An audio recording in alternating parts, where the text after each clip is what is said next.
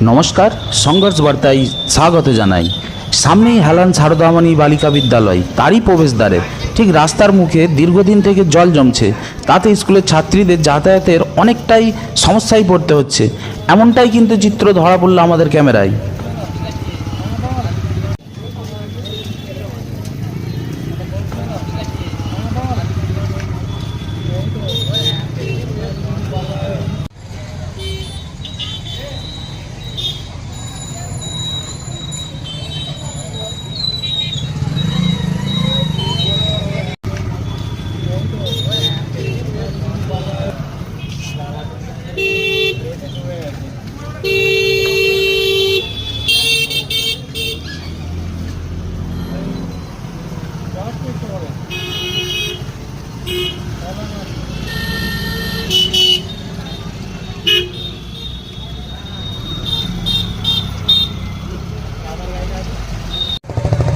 কি বলবেন এই যে জলটা এখানে ঠিক গার্লসের মুখে দীর্ঘদিন থেকে জমে আছে, কতটা অসুবিধার সম্মুখীন হতে হয়?